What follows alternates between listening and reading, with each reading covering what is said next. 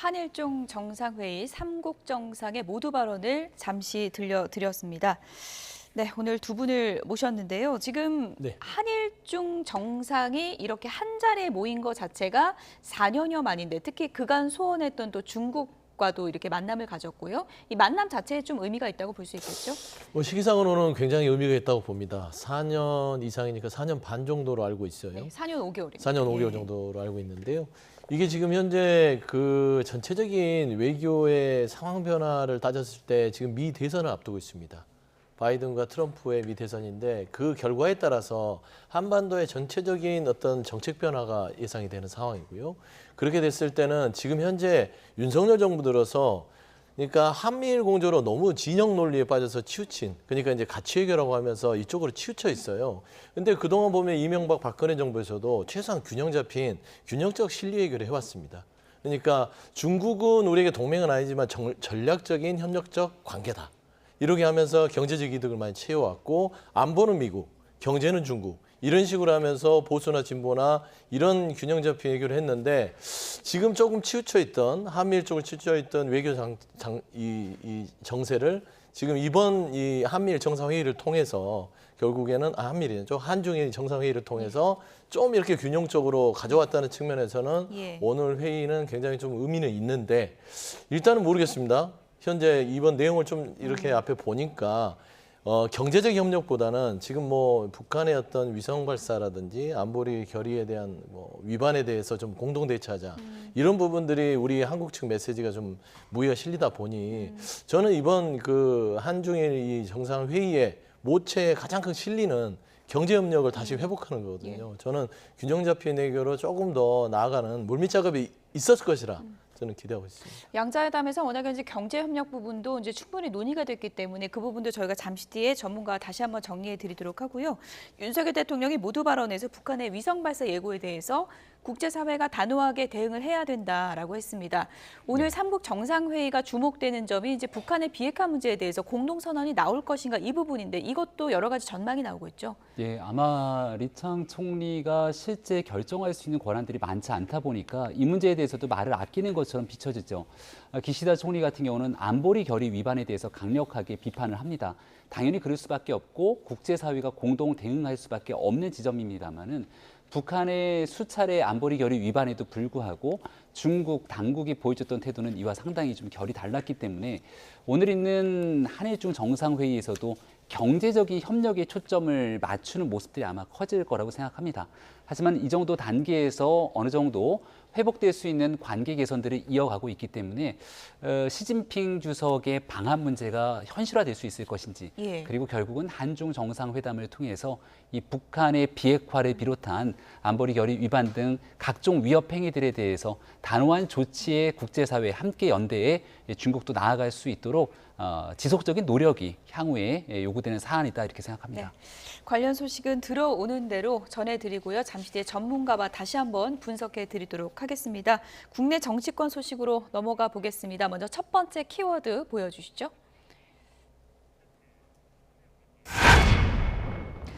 대통령 보호하지 못하면 윤석열 대통령이 중대 결심을 할 수 있다. 최상병 특검법 재표결을 며칠 앞두고 홍준표 대구시장이 SNS에 이런 글을 올렸습니다. 대통령을 보호해야 된다. 그러니까 결국은 이탈표 없게 단속 잘해야 된다. 이 얘기입니까? 그렇죠. 액면 그대로. 홍준표 시장은 늘 솔직하게 그냥 정면 돌파를 하지 않습니까? 그런데 국민들이 보기에 과연 저 말을 곱지 않게 들을 것 같아요. 왜 그러냐면 대통령을 보호한다. 대통령을 왜 보호합니까? 그러니까 대통령이 올바른 일을 했을 때는 당연히 대통령에게 해가 되지 않도록 하는데 대통령을 보호할 정도면 그냥 이런 상황까지 치닫는 걸 보면 대통령이 뭐 잘못한 게 있는가라고 들을 수 있는 거예요. 그리고 뭔가 잘못한 게 있다면 집권 여당 그리고 정당의 오랫동안 보수 정치를 이끌어왔던 국민의힘이 여기에 대해서 국민께 부여받은 선출직 공직서에서의 양심, 헌법기관의 양심을 통해서 그냥 소신 투표를 하는 게 맞지요. 그런데 보호를 해야 된다. 그렇게 봤을 때는 저는 후자의 이름, 그러니까 대통령이 중대 결심을 할 수 있다. 이게 방점인 것 같아요. 그러니까 탈당을 고려한 발언이 아닌가. 당을 나갈 수 있다. 그렇죠. 그러니까 집권 여당으로부터 본인의 최해 해병 특검의 수사 외압에 뭔가가 조짐이 이상하다. 국민들의 오해를 충분히 받을 만하다라고 국민의힘 집권 여당의 말하자면은 그 동료 의원들이 판단했을 때는 대통령께서 더 이상 집권 여당과 협력적 관계를 유지할 수 없잖아요. 그런 의미에서는 탈당이라도 할 수 있지 않을까라는 발언을 좀 홍준표 시장이 한 것 같습니다. 예, 여당이 보호를 해야 된다는 표현을 썼는데 어쨌든 홍준표 시장의 논리는 이제 가만히 읽어보면 이번 사안과 관련해서는 여당이 대통령을 지지하는 게 맞다 이런 논리인 것 같은데 어떻게 보십니까? 지난번에도 김건희 여사 관련해서 홍준표 시장이 윤 대통령 상남자 SNS 글을 올렸다가 얼마나 문매를 맞았습니까? 예. 그게 윤석열 대통령을 보호하고 지키는 길이라고 생각되는 당원들과 국민들도 많지 않을 거라고 봅니다. 이번 일도 마찬가지인 것이 윤석열 대통령에 대해서 야당이 정말 무리한 정치 공세로 대통령을 탄핵시키는 길에 나서게 된다면 여기는 국민의힘에 있는 국회의원뿐 아니라 당원들 또 윤석열 대통령을 지지하진 않더라도 국가의 건전한 안정적인 운영을 위해서 야당의 무리한 정치 공세에 맞서야 된다는 의견을 갖고 있는 분들이 상당히 많을 겁니다. 자발적인 의지를 바탕으로 이런 정치적 균형감을 맞춰가는 건 매우 중요한 일일 텐데 꼭 대통령을 보호하고 옹이하기 위해서 국민의힘이 움직이는 집단이라면 국민의힘은 그것만으로 존재 가치를 어떻게 설명할 수 있을지 고민이 됩니다. 가장 먼저 보호하고 지켜야 되는 건 대통령보다 국민이겠죠. 예. 그리고 이번 건에 대해서는 야당이 일방적인 강행 처리로 통과시킨 법이기 때문에 특검으로 가는 길에 절차적 정당성 등에 대한 문제를 예. 짚을 수 있습니다. 이런 국민들께 왜 국민의힘이 현재 이렇게 진행되고 있고 대통령이 기자회견에서 얘기했던 것처럼 공수처 수사 결과를 보고도 미진하다면 특검을 스스로 요청하겠다고 했으니까 예. 그럼 그런 과정에서 국민의힘은 어떤 역할을 할 것인지를 대국민 설득전을 펼쳐야 되는데 대통령만을 지키기 위해서 국민의힘이 이중대 역할을 하는 것처럼 비춰지게 된다면 대한민국 어떤 국민이 홍준표 시장의 발언을 동의할 수 있겠습니까? 윤 대통령한테 도움이 안 되는 글이다. 그렇게 시종일관 생각하십니까? 도움이 안 되는 시종일관 글을 도움이 안 올리고 된다. 있다고 저는 생각합니다. 예. 몇 명이나 과연 국민의힘에서 이탈표가 나올 것인가가 이제 최대 관심사인데 최재형 의원도 나도 찬성표다. 그렇게 되면서 지금 4명이 확보가 됐거든요. 네. 지금 더 늘어날 가능성도 있는 거예요? 공개적으로 얘기하는 분들이 그렇게 많지는 않을 거라고 봅니다. 일단 유희동 의원 또 최재형 의원 이렇게 순차적으로 찬성 입장을 밝혔는데요. 최재형 의원의 고민들도 아마 제가 얘기 드렸던 지점들이랑 크게 다르지는 않을 거라고 봅니다. 야당의 절차적 정당성 문제를 삼을 수 있는데 이번 특검을 만약에 부결하고 피해갈 수는 있더라도 예. 공수처 수사가 끝나고 야당은 당연히 수사 결과가 미진하다고 얘기할 것이고 그때 특검을 다시 주장하게 됐을 때 결국 마지막 순간까지 회피할 수 있겠냐라고 한다면 상황이 질질 오히려 야당에 끌려다니는 것 아니냐 이런 본인의 주관적인 판단을 가지고 의사결정을 내릴 수도 있겠죠. 예. 그래서 지금 국민의힘 원내 지도부에 필요한 것은 국민의힘이 생각하고 있는 해병대원 순직 사건에 대한 특검 문제를 이렇게 바라봐야 된다는 국민의힘의 입장이 나와줘야 되는데 지금 그런 내용들이 존재하지 않거든요. 시종일관 민주당이 하는 일들을 그냥 반대하는 방식으로 가게 예. 되면 뭔가 회피하는 방식으로 국민께 이미지가 더 씌워지는데 과거 이태원 특별법을 한번 생각해 보십시오. 그때도 처음에는 대통령실과 집권당 모두 이태원 특별법을 반대하는 방식처럼 계속 행동을 해오면서 예. 유족뿐 아니라 국민들께 싸늘한 눈초리를 받아왔지만 이재명 대표와 영수회담을 통해서 조금씩 양보하니까 합의 처리가 진행되지 않았습니까? 그런 노력들을 하기 위한 여권의 진정성 있는 모습들이 좀 보여지게 된다면 지금 얘기하고 있는 이런 뉴스들이 예. 더 이상 국민적 관심대 위에서 올라가지 않을 수 있다. 전공법이 좀 필요할 때다라는 말씀드립니다. 간략하게요. 그런 논리라면은 지금 이탈표가 4분보다 더 나올 수도 있는 분위기라고 제가 해석해도 되겠습니까? 의원들 각자의 개개인의 판단이기 때문에 그럴 예. 가능성이 있겠는데 예. 17표라고 하는 굉장히 좀 많은 숫자가 필요하기 때문에 예. 가결을 충족시킬 만한 표가 아. 나오기는 매우 어려울 거라고 봅니다. 10표는 나옵니까? 그리고 앞서 얘기했던 예. 절차적 정당성의 문제, 민주당이 일방 강행 처리한 법안이기 때문에 더더군다나 특검의 필요성 등등 정치적인 이해관계는 있더라도 민주당이 일방 처리한 걸 어떻게 가결표로 던지겠느냐라고 생각하는 고민들이 있을 겁니다. 네, 어쨌든 지금 여야 간의 눈치 작전이 치열한 상황에서 민주당은 이탈표 1표라도 더 가져오기 위해서 노력하고 있는 상황입니다. 관련해서 여야 의원들 얘기 들어보시죠. 전화가 딱 보니까 저 뜨잖아요. 예. 온 이유가 평소에 전화 안 하던 분이 전화한 거는 뭐가 아쉬워서 전화한 거 아니겠어요? 그래서 제가 너무 얄미워서 안 받았어요. 박주민 의원에 대한 얄미운 것보다 민주당 사람들에 대한 얄미운 게 깔려 있죠. 민주당에서 핍박당하고 저기 그럴 때 개딸들한테 핍박당하고 그럴 때는 쳐다보지도 않고 오히려 저를 공격했던 본인들이 이런 정파적 이해관계 있으니까 전화해가지고 하면 제가 아이고 알겠습니다 하겠습니까? 그 뭘로 보고 좀 너무 얕잡아 본다 세상을. 제일 좋은 거는 가결을 시키는 게 가장 의미 있는 숫자일 것 같고요. 만약에 그렇지 못한다고 하더라도 10석 이상의 이탈이 있다라고 하면 말씀드린 적극 소급 포함해서 10석 이상의 이탈이 있다고 하면 22대 국회에서 여당과 정부의 국정 동력의 상당 부분 정치적으로는 좀 훼손될 수 있을 거다 이렇게 좀 보고 있습니다.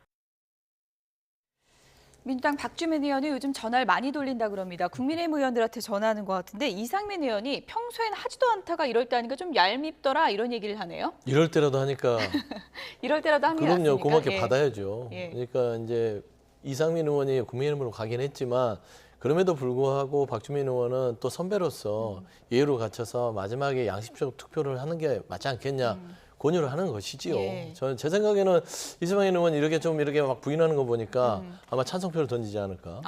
그렇습니까? 그런 생각이 좀 들고요. 약간 이관계 쓰시는 건가요? 뭐 이 관계는 아닌데요. 대부분 정치인들이 저런 식의 표현을 할 때는 예.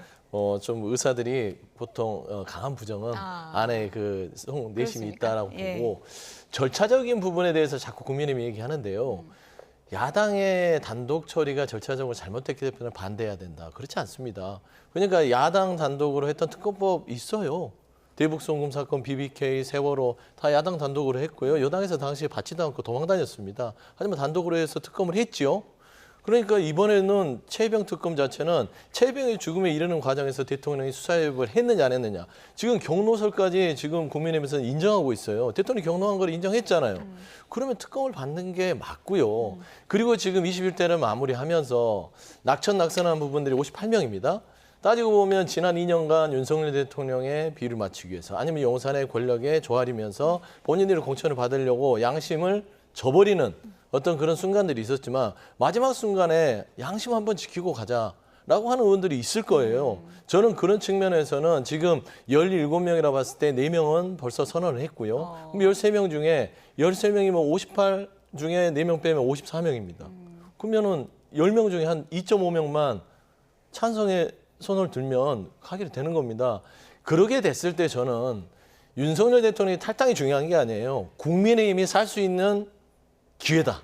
이번 기회를 잘 잡아서 국민의힘이 윤석열 대통령과 어떻게 끊을 수가 없으니까 이번 표결을 통해서 끊고 22대부터는 정말 자율성을 가지고 국민의힘다운 여당, 집권여당다운 그런 정책과 정당으로서 거듭나면 정말 다 살 수 있어요. 대한민국도 살고 대통령도 살고. 그래서 저는 21대 표결에서 이 최혜병 특검 국민의힘에게는 조로의 마지막 기회다. 21대. 마지막 기회다. 저는 그런 된다. 의미에서 이렇게 저는 주장하시는군요. 국민의힘 의원들께서 예. 저 같은 생각을 많이 할 거라고 생각합니다. 만약에요. 가결은 안 되고 두 자릿수 이탈표가 나온다면 그래도 윤석열 대통령이 예를 들어서 뭐 탈당 결심 같은 행동을 취할 수 있다고 보십니까? 저는 두 가지 측면인데요. 이제 홍준표 대구시장이 윤석열 대통령을 돌려서 이렇게 조금 비판한 것 같아요. 그러니까 좋은 소리는 아니에요. 근데 대통령께서는 탈당하는 것보다 예. 저는 남아서 더 그림력을 강화시킬 공산이 크다. 왜 그러냐면 본인의 어떤 특검을 그 야당에 내줬다는 이 당을 그대로 두면 결국에는 두 개의 야당을 갖게 됩니다. 입법부에. 그렇지 않겠습니까? 그럴 때 본인이 견딜 수가 없어요. 그렇기 때문에 이 결과를 맞게 되면 더더욱 더 지난 2년보다 더 강한 그림력으로 당을 장악하려고 할 것이다. 저는 좀 그런 예측을 예. 합니다. 반대표를 찍기는 그렇고 아예 안 가겠다. 그런 전략을 펼 수도 있다. 이런 전망이 있더라고요. 네, 일단은 제2후보가 되고 나면 이 재적 의원이 아니라 그러니까 실제로 출석하게 되는 의원들이 기준으로 하기 때문에 국민의힘이 전체 출석을 안 할 수가 없게 되죠. 투표장이 하지만 무기명 투표로 들어가게 되는 과정이어서 여기에 아예 집단으로 기권하게 되면 본회의장에 앉아는 있지만 투표장에 가지 않으면서 이 무효표를 던지게 되는 상황이 연출될 겁니다. 그러면 본인 마음속에 내심 반대표를 던지고 싶어도 현장에서 모든 내용들이 그대로 공개되니까 이런 부담감을 안고 있는 사람들은 아예 현장에 가지 않는 의원들도 나타나지 근데 않겠냐. 결과적으로 그건 민주당을 도와주게 되는 거잖아요. 이런 평가들이 있는데 예. 결국은 그 현장에 오지 않게 되는 순간 이 특검법안에 대해서 실제 찬성과 비슷한 느낌을 갖는다고 볼 수 있겠죠. 이 국민의힘이 갖고 있는 딜레마가 분명히 있습니다. 국민적 여론도 고려해야 예. 되고, 하지만 앞서 말씀드린 절차적 문제 때문에 민주당이 일반 강행 처리하고 있는 과정에 올라타기도 어려운 그런 상황이 있고요. 앞서 이제 서영주 대변인께서 새롭게 국민의힘이 거듭나야 된다. 이번 표결에 찬성이 그런 의미를 갖고 있다고 얘기를 했는데, 문득 지난 이재명 대표 체포동의안이 올라왔을 때 이재명 대표 체포동의안 가결하면서 완전히 끌어내고 갈 수 있는 유일한 기회가 아니었느냐라고 얘기했던 그 당시 상황과 굉장히 비슷한 오버랩이 되는 것 아닌가 생각합니다. 예. 어쨌든 당장 표결이 내일이기 때문에 어떤 결과가 나올지 좀 기다려 봐야 될 것 같고요. 이번에 최상병 순직 사건 수사 관련해서 이제 가장 주목을 받은 것 중에 하나는 이제 대통령의 경로가 사실인가 이 부분이죠. 이 부분과 관련해서도 여야 공방이 치열합니다. 들어보시죠. 구명조끼 입지 않고 들어가서 작전하다가 함께 들어갔다가 죽음의 고비를 살아나온 사람한테 이분들한테 벌을 주라고 기소의견 낸 것 자체가 잘못된 건데 이걸 대통령이 노할 수도 있는 것이죠. 어떻게 일을 이렇게 하냐고. 국군 통수권자이기 때문에 충분히 저는 뭐 경로할 수도 있는 거예요. 이 부분에 대해서는. 그런데 성일종 사무총장이 얘기했던 것처럼 대통령이 경로도 못하냐, 경로한 게 무슨 죄냐라고 하면 특검을 못 받을 이유는 또 뭐 있습니까? 죽음의 진상을 밝혀줘야 될 책임이 정치인에게 있는 게 아니냐라고 생각하는 분들도 있을 것입니다. 국군 통수권자가 경로할 수도 있는 거 아니냐. 이 경로 자체가 뭐가 문제냐. 국민의힘에선 지금 이런 주장이 연달아 나오고 있거든요. 네. 어떻게 보십니까? 그러니까 이제 대통령이 경로했냐 안 했냐 이 의견이 분분을 했는데 성일종 우리 위원장께서 경로했다는 걸 확인시켜 주셨어요. 그러니까 이제 술술 풀리기 시작했습니다. 대통령이 경로를 했으면 왜 경로했냐를 이제 물어볼 수 있지 않겠습니까? 그리고 아까 얘기한 것들이 뭐 구명조끼를 입고 같이 생사를 나눴다? 이게 무슨 혹세무민입니까? 장병들하고 해병대 1사단장이 임성근 사단장이 물에 들어가서 같이 생사를 같이 했나요? 아니잖아요. 본인은 여단에 가서 지휘 통솔하면서 그 통화 내역 들어보면 수색을 강행하라는 그런 정황들이 드러나고 있지 않습니까? 그러니까 전형적으로 지금 국민들을 속이고 있는 것이고요. 속이고 있다는 것은 뭐냐면 뭔가 감춰야 게 있다는 것입니다. 저는 그런 측면에서 경로할 수 있습니다. 대통령 성격이 워낙 경로를 잘하시고 화가 많으시면 그럴 수 있죠. 그건 죄가 아니에요. 예. 하지만 경로를 하면서 수사에 관여를 했느냐라는 것이 지금 포인트 아닙니까? 그래서 저는 대통령이 경로란 건 죄가 아니다. 하지만 경로를 하면서 해병대 1사단장을 수사의 어떤 범위에서 빼주려고 하는 어떤 그런 시발점이 됐다고 하면 이건 직권남용이자 수사의 개입입니다. 예. 그래서 대통령께서는 이게 탄핵에 이르는다는 것을 알고 있는 것이에요. 그렇기 때문에 자꾸 피하는 모습들을 보면 대통령이 특검 전문이시니까 예. 이걸 보면 내가 외통수에 걸렸구나. 그리고 이런 부분들이 집권여당이 국민의힘에도 전달이 돼서 예. 지금 말도 안 되는 억지를 쓰고 있다라고 말씀드릴 수밖에 성일종 없습니다. 의원님 뭐 경로를 했다, 뭐 단정한 것은 아니니까 그 부분은 그래도 제가 좀 경로가 됩니까 하면은 예. 경로를 했다는 의미로 예. 받아들일 것 같습니다. 해석의 여지가 조금 네. 있는 부분인 것 같고요. 어쨌든 경로 자체가 외압이다 이런 프레임으로 가는 것은 안 된다. 여기에 이제 선을 긋고 있는 건가요? 그 사법적 문제로 경로가 그대로 이어질 수는 없다 이런 주장을 하고 있는 것이겠죠. 일단 경로라는 표현 자체가 국민들이 듣기에는 그렇게 썩 좋은 표현은 아닙니다. 과거 문재인 전 대통령 시절에도 문재인 전 대통령 경로 등에 대한 얘기들이 있었습니다만 이를 당시의 야권이었던 이 국민의힘에서 있는 그대로 긍정적인 평가를 하기 어렵겠죠. 예. 그러니까 국민적 눈높이에 맞춘 내용들과 별개로 하지만 이게 특검의 대상과 사법적인 문제로 이어질 수 있는가 이른바 수사 외압으로 이어지게 되는 과정에 대통령의 말이 어느 정도까지 영향을 미쳤는가가 핵심 아니겠습니까? 금요일자의 한 언론에서 보도된 내용들을 보니까 대통령의 경로라고 하는 내용이 아니라 이 여러 사람들이 초급 간부부터 시작해서 줄줄이 다 이 수사선상에서 처벌받게 되는 일들에 대한 안타까움을 피력한 것처럼 이야기를 하게 되는데 예. 과연 그 일에 대한 진실이 무엇인지 공수처가 하나둘씩 문제를 밝히고 있으니 그 내용들을 바탕으로 차분하게 좀 그 이후의 상황들을 지켜볼 대목이라고 생각합니다. 경로하면 안 되나 국민의힘의 이런 반박이 나오곤 있지만 일단 수사 결과 자체가 나온 게 아니기 때문에 경로 사실 자체도 지금 수사 결과로 지금 나온 건 아니라는 점을 좀 분명히 말씀드리겠습니다. 용산 대통령실 앞에 있는 잔디광장에 특별한 손님이 초대됐습니다. 다음 키워드 보여주시죠. 네, 지난 2년간 여러분들 많이 도와주셔서 정말 고맙게 생각합니다. 또 앞으로 이런 기회를 더 자주 만들어서 여러분들 뵙도록 이렇게 하겠습니다. 고맙습니다.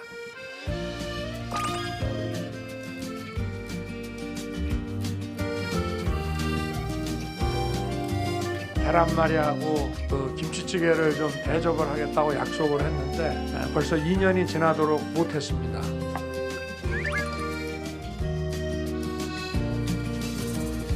그대 나의 마음이 들리나요?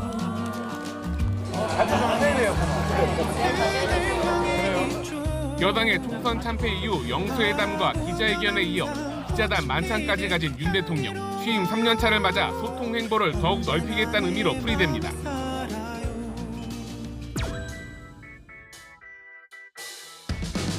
기자들과 소통하는 모습을 보여주기 위해 연출된 쇼통이라는 것입니다. 정작 중요한 현안에 대한 응답도 없었습니다. 국민과 언론을 기만하는 쇼 그 이상도 이하도 아닙니다.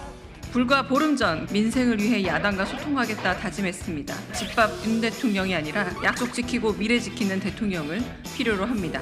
언론으로부터 비판도 받고 또 공격도 받을 때도 있지만 결국은 이 언론 때문에 여기까지 지금 온 것입니다. 대통령실 우리 기자 여러분 화이팅!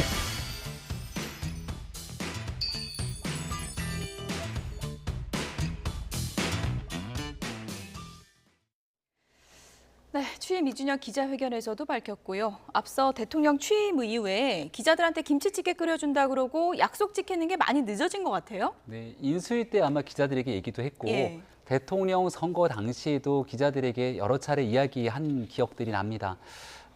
뭐 요리를 잘하는 거 워낙에도 잘 알려졌고 저 계란말이 같은 경우는 대통령 선거 때 한 방송에 나와서 계란말이를 멋지게 보여주면서 윤 대통령이 사람과 소통하는 과정에 식사 정신을 중요하게 생각한다 이런 얘기들이 많이 회자가 됐는데요.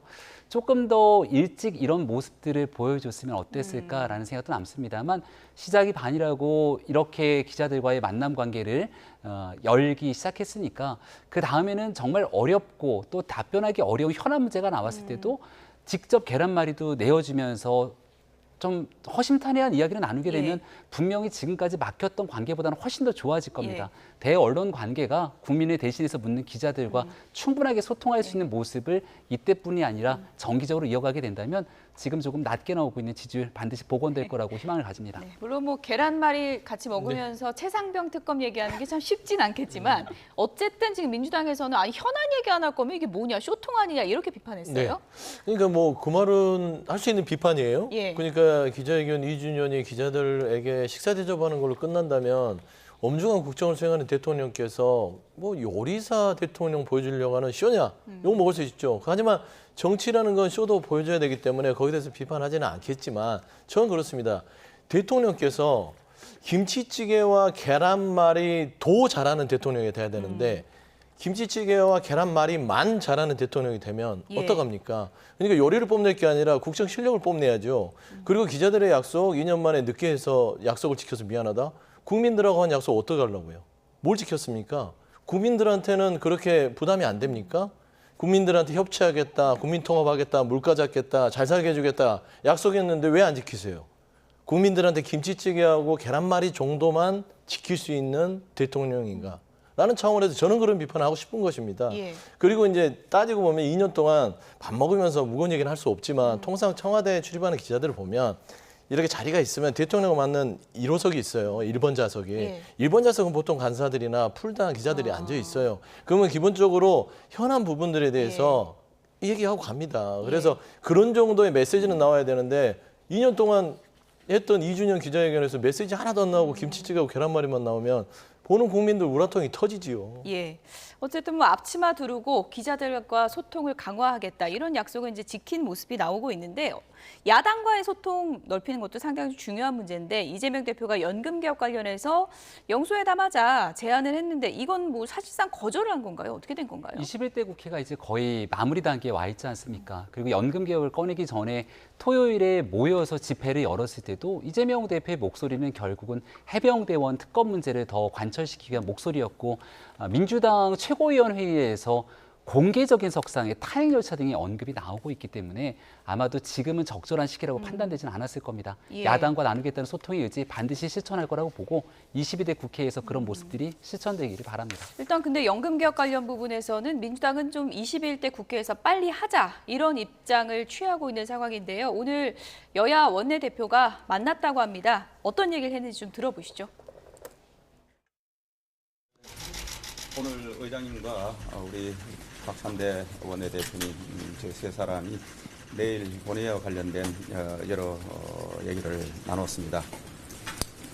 결론적으로 말씀드리면은 저는 무리한 법안 추진에 대해서 특히 특검법 관련해서 동의할 수 없기 때문에 내일 본회의 의사일정 자체에 대해서 합의할 수 없다 이런 입장을 말씀드렸습니다.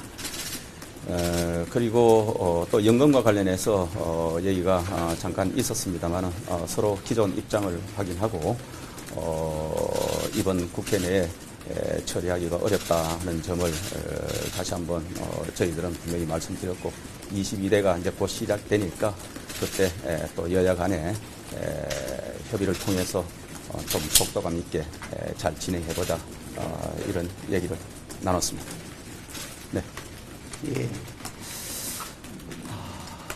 연금 개혁과 관련된 모수 개혁에 대해서 우리 민주당이 통 크게 13%와 44%를 수용했음에도 불구하고 합의를 이뤄내서 내일 처리하지 못한 것에 대해서는 많이 아쉽습니다. 유감스럽게 생각이 되고요. 하지만 연금 개혁은 윤석열 정부에 꼭 필요한 우선 개혁 과제인 것은 분명하기 때문에 이 부분에 대한 개혁은 꼭 이루어져야 된다라고 생각이 되고요. 남아있는 21대 국회 마지막까지도 우리 추경호 대표님께 더 합의를 위한 노력을 진행하겠다 이렇게 말씀을 드리고요. 내일 그래서 최해병 특검법과 관련된 제2 처리 그리고 부의돼서 올라온 전세사기 특별법에 대한 처리 그리고 아직 법사위와 산자위에 계류되어 있는 그리고 법사위를 통과한 한 130여 건 정도의 민생 법안들이 있습니다. 최대한 합의할 수 있도록 마지막까지 노력을 해서요. 28일 내일 있을 마지막 본회의로 예상되고 있는 내일 같이 올리기 위해서 마지막까지 노력하도록 하겠습니다. 네, 이상입니다. 지금 뭐 오찬으로 협상 이어가시거나 하는 거 있어요? 예, 오늘은 오차는 각자 하기로 했습니다. 원래 당초 예정에 없었기 때문에. 네, 앞으로 뭐 수시로 자주 만날 겁니다. 내일 의사일정 합의를 언제 보시나요? 지금 현재 입장 확인만 한 상태입니다. 저희들은 내일 의사일정에 동의할 수 없다. 그리고 우리 민주당에서는 의장님과 함께 내일 좀 본회의는 예정대로 했으면 좋겠다. 이런 상황입니다. 21대 국회가 29일에 마지막인데 의사일정 언제 합의하실 생각이세요? 글쎄, 그거는 뭐 의장님께서도 고심하실 사항 아닌가 싶습니다. 현재는 내일 의사일정조차도 아직 합의가 되고 있지 않다는 말씀을 드립니다. 국힘당 입장에서는 내일 28일 마지막 본회의로 예상되고 있는 일정에 대해서 지금 동의하지 않고 있는 상황인데요. 아까 산자위 등 개별 상임위에 계류되어 있는 법안들, 그다음에 법사위에 통과되어 있는 법안들, 그다음에 연금법을 비롯해서 여러 가지 부분에 대해서 마지막까지도 합의할 수 있는 부분에 대해서는 노력하겠다라고 하는 것이 저희 민주당의 입장입니다. 내일 반드시 본회의 열고 네, 여야 원내대표가 오늘 만나서 연금 개혁안에 대해서 논의는 했지만 접점을 찾지는 못한 것 같습니다. 앞으로 수시로 논의하겠다. 워낙 중요한 사항이니까요. 민주당에서는 우리가 그렇게 양보를 했는데 왜 안 받냐 이런 입장이거든요. 네, 대한민국이 굉장히 중대사고요. 실제 민주당이 연금 개혁을 할 정도의 강력한 의지가 있었다면 총선이 끝나고 난 다음 21대 국회 마지막에 연금 개혁 처리 통과시키기 위한 국민적 합의와 동의를 끌어내기 위한 노력이 필수적이었을 겁니다. 여야 정치권의 합의보다 훨씬 중요한 게 국민적 동의를 얻어내는 일일 텐데 이 연금 개혁에 대한 최종 의결까지 국민적 동의가 무르익었는가? 그리고 미래 세대가 부담해야 될 그 몫들을 생각하게 된다면 정말 미래 세대와의 충분한 소통과 교감이 필요할 텐데 이런 일들에 대해서 조금 더 시간을 가지고 적어도 올해 안에 22대 국회에서 매듭에 짓자고 한 진정성에 민주당도 화답했으면 좋겠습니다. 네, 진정성을 따지기 전에요. 일단은 27년 만에 이 연금 개혁에 대해서 여야가 거의 이 합의를 이루었다는 점에서 보수 개혁은 절호의 기회다. 이걸 놓치면은 22대 가면 또 길어집니다. 21대에서 18개월의 시간과 그다음에 국가에서 20억을 써가면서 논의를 했던 이 결과치를 왜 그냥 버립니까? 보수 개혁에라도 합의를 하고 또 대통령의 공약이었잖아요. 대통령도 좋고 국민의힘도 좋고 특히나 27년 동안 연금개혁에 대한 내용들이 개선이 안 되기 때문에 국민한테도 좋은 것이에요. 그래서 저는 정말 합리적으로 생각한다면 주도권 좀 뺏기면 어떻습니까? 그냥 야당한테 주도권을 주더라도 국민을 위해서라면 21대에 이 연금개혁안을 처리하는 것들이 국민들한테 22대 국민의힘이 사랑받는 길일 것이다. 저는 워낙 생각합니다. 중요한 내용이기 때문에 저희가 시사정각 앞으로 코너를 통해서 이 문제 자세하게 좀 여러 번 짚어보도록 하겠습니다. 김병민 전 국민의힘 최고위원, 서용주 맥 정치사회연구소장 두 분이었습니다. 고맙습니다.